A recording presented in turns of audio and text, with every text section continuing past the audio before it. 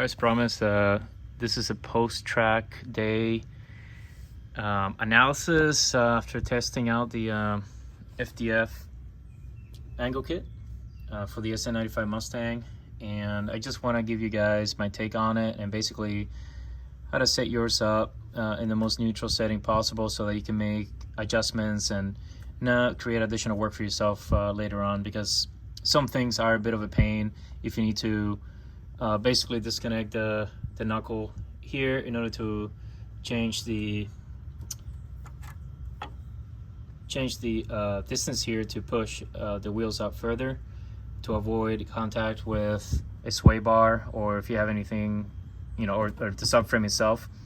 So yeah, I'm gonna go over that stuff, and as well I'm gonna share with you what I've found as far as drivability and what I'm gonna do to hopefully mitigate that. So I got another track day coming up, so I'm gonna make these changes here and then see how that affects everything. But the most important setup is if you have a coilover, which I'm assuming if you're running an Angle kit, you're running that, and what you want is 5 inches from the bottom lock nut here that to the top, and then to the bottom about 5 inches, and that'll give you basically the height clearance where you're not going to be too crazy low where your fender is going to make contact with the wheel, or too crazy high where you're going to look like you're driving a monster truck around the track. So I found that to be a phenomenal height setting. Another one that's going to keep you from doing a bunch of work is this, the setting right here. That'll drive the knuckle out and pushes your wheel out so that you don't make contact with the subframe or sway bar. And what I found is from right about, it doesn't have to be exact, but from the first thread, or if you put a tape measure up against the divot here, to the not the nut, but essentially the end of the control arm is about 1.25 inches. So 1.25 inches from here to about here, and that'll give you basically the perfect starting point. You shouldn't have to mess with that. As a matter of fact, this would be a good time to show that there was hardly any contact at all. This right here bulges out, so the wheel did scrape a little bit up against that, but as you can tell, it's very minimal. Nothing towards here on the subframe at all. And then towards the back, just maybe slight rubbing. So what I'm gonna do is I might start messing with the caster. So this right here will adjust the caster.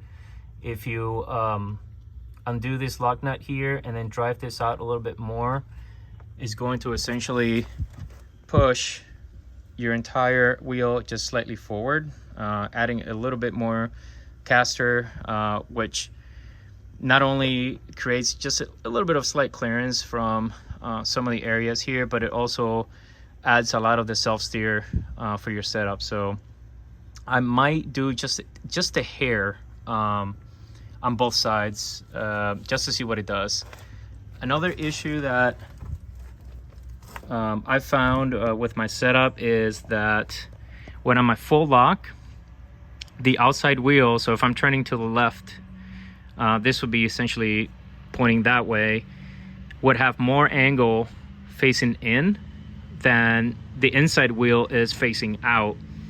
So it didn't really do much per se to the feel of the drivability of the car.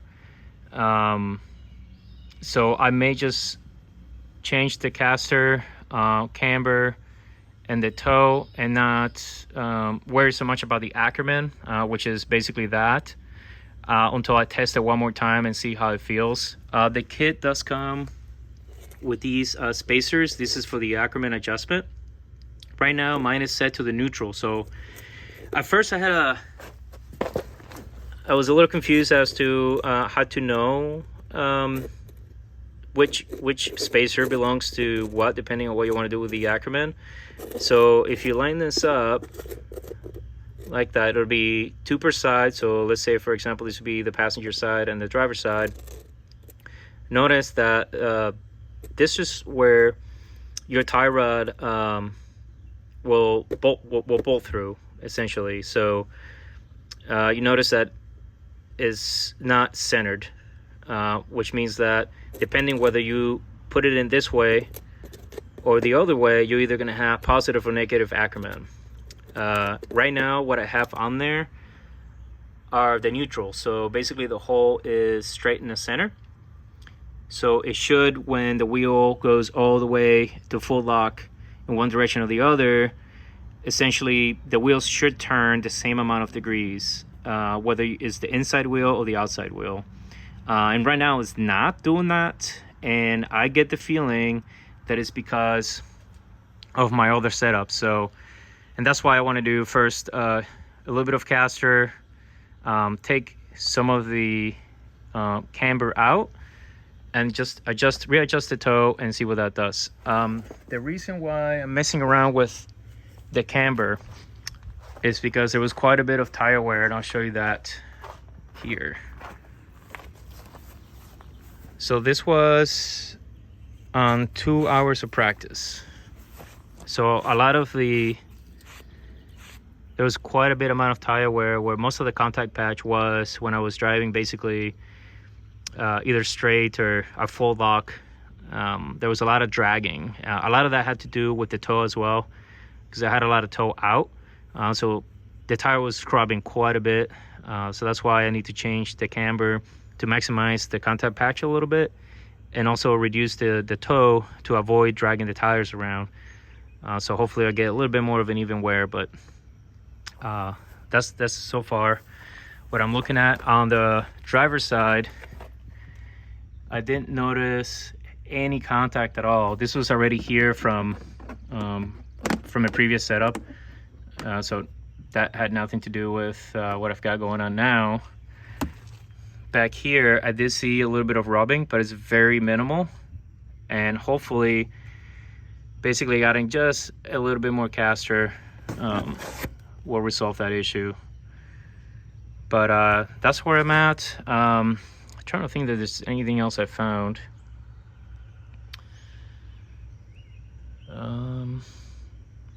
Oh, right, so if you notice, I do have the field suspension coilovers, which I highly recommend. And here's why. I used to have the QA1 caster camber plates. I've also ran Maximum Motorsports camber plates, and they're okay, they're good, but they're not the best for the drift style of driving. And the reason for that is because oftentimes, depending on what kind of setup you want to do, you may really need a very aggressive setup. And unfortunately, when you have those plates up here, they only give you just enough movement, and oftentimes it makes contact with your strut tower, so not basically restricting you from adding any caster or camber in any sort of way. So right now I have the field suspension caster plate, and I ordered it all together, so they shipped everything put together just like that. All I had to do was basically slide it in, and that was pretty much it. But I do have a set of shallow, or I guess shorter, Allen type wrenches, and hopefully that'll allow me to go in there so I can take some of the camber out. If I can't, then I'm gonna have to loosen up basically these up here and then drop it down slightly so I can reach in there. But that's not a big deal, especially when the car's hopping jacks. It's not a problem. Other than that, everything else went great. There were no leaks. No other issues with the car itself. I'm trying to think if I'm missing anything with this kit. There is an issue, now that I think about it, with the driver's side, and I'll show you the difference here. So the issue is that I'm restricted on the driver's side on how much tow I can bring in. And as you can see here, I still have a lot of wiggle room, so I can still basically loose this lock nut and I can take out some of the tow, no problem. However, on the driver's side, I'll show you, I'm basically maxed out. So this outer tie rod is basically all the way to the end of the threads here, and I can't tuck in the wheel anymore. So I'll show you what that looks like.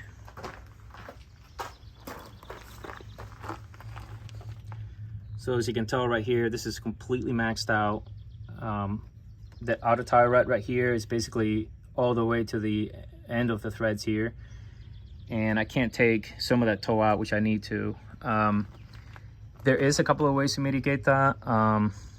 The simplest way is by reducing some of the camber. That's going to drive basically the tow in when you do that. The other more aggressive way of doing that is what my instructor suggested, was to cut the tie rod. So since right now the tie rod is all the way out here, if I just cut it maybe like 1.5 inches or 2, then basically I'm gonna have that much more adjustability. But I'm gonna try and avoid doing that just because it's a lot more work, and you're running the risk of messing it up and not be able to thread this back in. So I'm gonna start working with the camber. Hopefully it'll adjust the tow to where I need.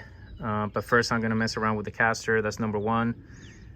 Then I'm gonna do camber, and then I'm gonna see where the tow is at, and I may hopefully be able to make some adjustments. But check out the video that I got posted. That's basically what the car looks like on track.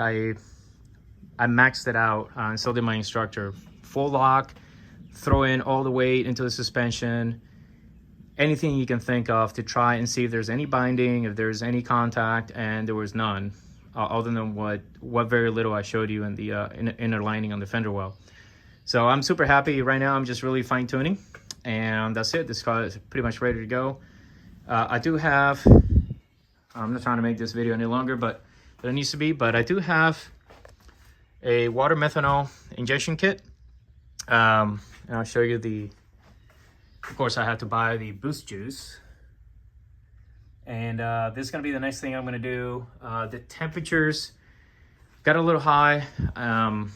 Oftentimes it will go all the way up to 200 on the air charge temp, so I would have to take a cool down lap and just watch it come down to about 150 or so, and then I would make a run, and then it would heat soak, and then basically kind of took away from being able to constantly just kind of hot lap the car. I know that sounds terrible, but sometimes when you're excited, you kind of want to keep going. And having an air charge from heat soaking like that, it also robs away from your performance, so that's another penalty that you're taking there. But I'm gonna make a video on the water methanol install and give you some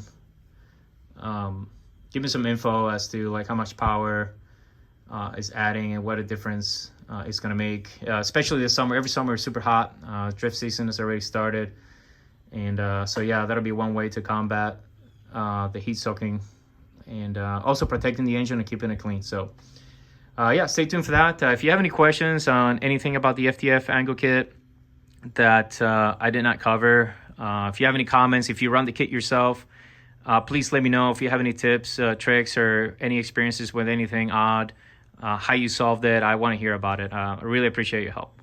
All right, see you on the next one.